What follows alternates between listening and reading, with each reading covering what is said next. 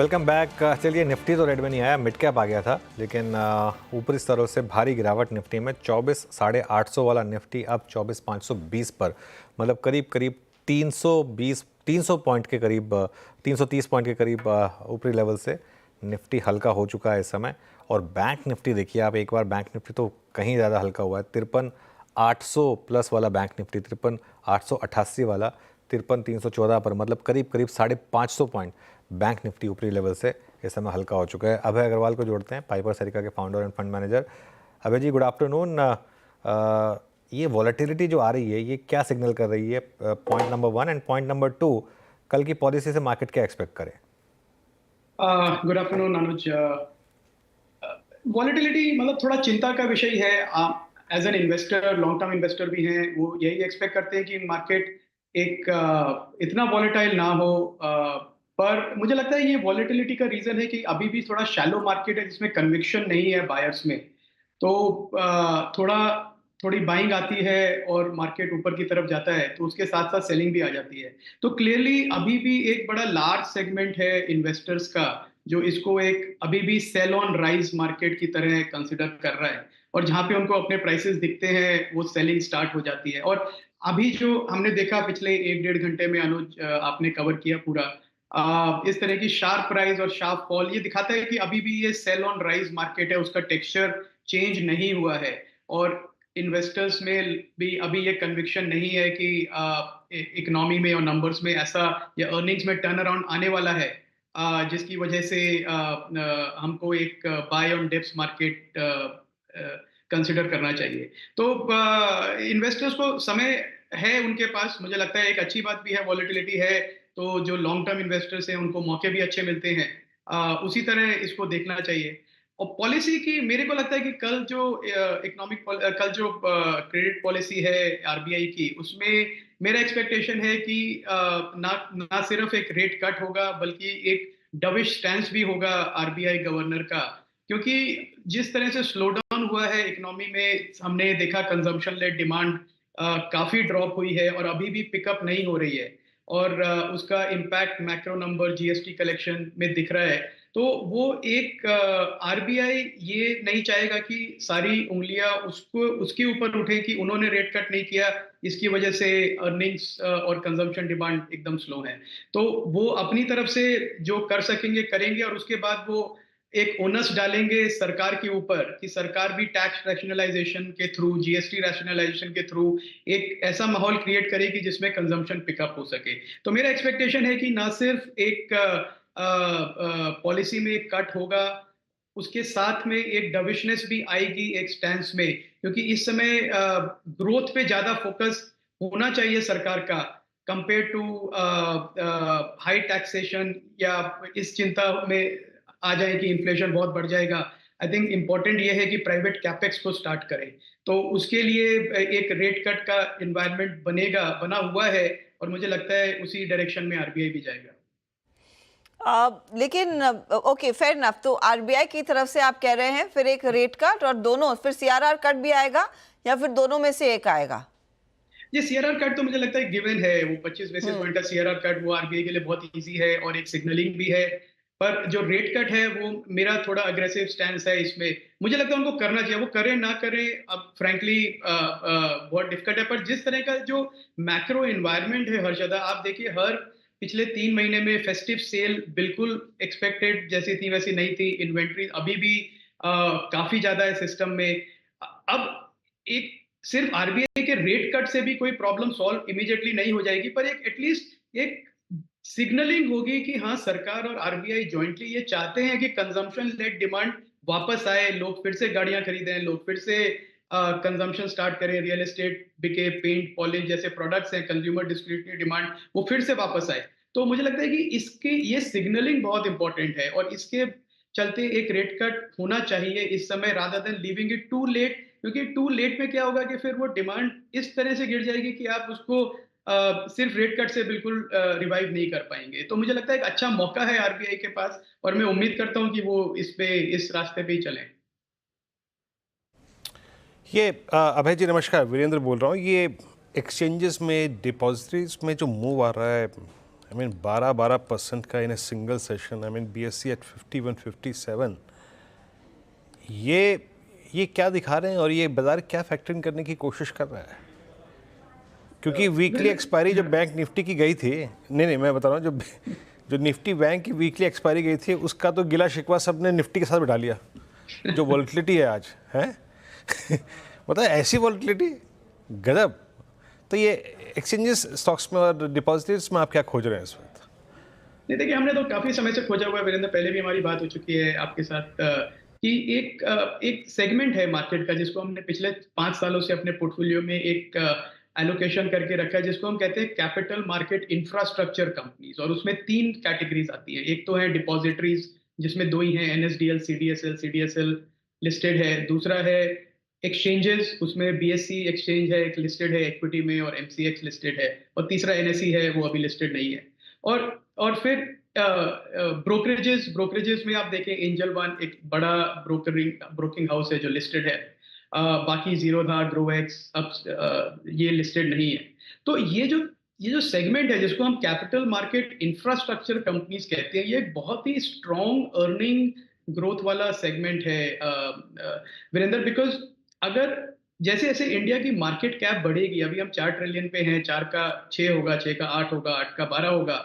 ये companies already consolidated industry में काम कर रही हैं, यहाँ पे 2 प्लेयर हैं या 3 प्लेयर हैं और है ही नहीं, और इनके बीच में ही सारा मार्केट शेयर है। और किसी नए प्लेयर के लिए आना बहुत मुश्किल है। रेगुलेटेड इंडस्ट्री भी है, हाई कैपिटल कॉस्ट इन्वेस्टमेंट लगता है, और प्रॉफिट मार्जिन काफी अच्छे हैं। इस इंडस्ट्री में सिर्फ एक इस बात का डर है कि क्या गवर्नमेंट आके प्राइस रेगुलेट करेगी या इन लोगों को प्राइसिंग कम कराएगी। अब उसका भी डर इतना नहीं है, क्योंकि मुझे नहीं लगता सरकार का ये व्यू है कि ये कंपनीज बहुत ज्यादा प्रॉफिट बनाती हैं। तो एक बड़े सेक्युलर ग्रोथ सेगमेंट में है ये सारी companies Virendra. CDSL, BSE, Angel One, CAMS, जो कि सिर्फ एक RTA है जो लिस्टेड है, के फिनटेक और कैम्स 2 ही लिस्टेड RTAs हैं। तो ये बहुत ही एक जबरदस्त सेगमेंट है। मुझे तो याद है वीरेंद्र, जब हमने पहली बार CDSL अपने पोर्टफोलियो में ऐड किया था तब 200 रुपए का स्टॉक था वो, और आज वो कम बोनस के बेसिस पे मैं देखूं तो 3700 का स्टॉक हो गया। और इस पूरी जर्नी में 200 से 3700 की जर्नी में CDSL हमेशा महंगा स्टॉक रहा है, हमेशा 40-50 टाइम के फॉरवर्ड P मल्टीपल पे रहा है। पर वेल्थ ऐसे ही स्टॉक्स में बनती है, ये मेरा एक्सपीरियंस है वीरेंद्र। कंसिडरिंग हम यहाँ से इकोनॉमिक ग्रोथ की बात कर रहे हैं, जिस तरह का रुझान सीमेंट कंपनियों में आया है, जिस तरह का एक्शन इन कैपिटल गुड्स कंपनियों में आया है, अब इस समय आप क्या वहीं पर ज़्यादा पैसा बेट करना चाहेंगे जहाँ पर क्लियरली वो कैपेक्स स्पेंड देखने को मिलेगा, होपफुली डिमांड ऑफ टेक बढ़ती हुई दिखाई देगी? क्या ये एक ईजियर कैच रहेगा इस मार्केट में राइड करने के लिए?